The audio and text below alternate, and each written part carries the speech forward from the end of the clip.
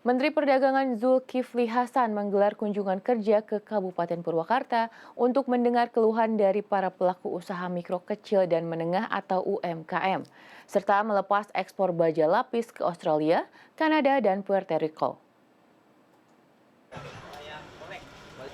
Menteri Perdagangan Zulkifli Hasan melakukan kunjungan kerja ke Kabupaten Purwakarta, Jawa Barat pada Jumat 21 Juni 2024. Dalam agenda pertama, Zulhas mengunjungi Galeri Menong, toko yang menjual berbagai macam produk UMKM di Purwakarta. Berbagai keluhan pelaku UMKM disampaikan, diantaranya mengenai mahal dan sulitnya mendapatkan bahan baku, akses serta kerjasama dengan pasar retail, akses ke loka pasar, serta kemudahan untuk melakukan ekspor. Pasar retail bagus untuk mengangkat nilai jual kita. Kalau udah masuk ke retail berarti produk kita bagus. Tapi kendala di kita, pasar retail itu satu pembayarannya emang lama, Pak. Tapi kalau lama nggak jadi masalah sebagai simpanan kita suatu saat. Cuma itu, Pak, yang jadi kendala kita retur.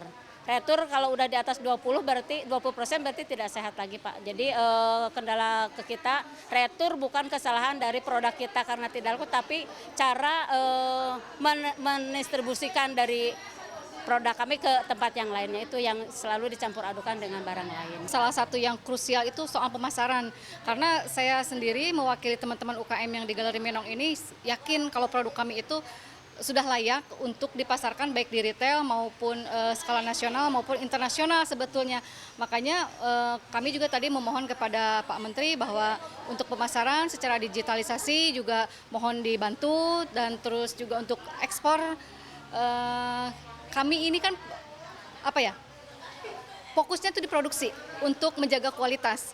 Kami sangat kesulitan untuk mengurus dokumentasi legalitas atau regulasi untuk ekspor, itu kan rumit.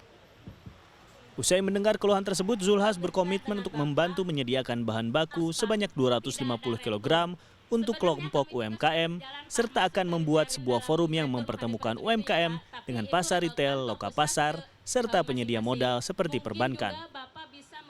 Sudah dicoba kerjasama dengan retail modern, udah jalan cuma belum lancar ya. Nanti kita akan tindak lanjuti titipannya, tempatnya, returnya ya. Tapi sudah mulai, artinya sudah masuk ke retail modern. Kedua, online juga sudah, cuma belum optimal. Ini nanti kita akan tindak lanjuti. Yang ketiga, problemnya itu bahan baku ya.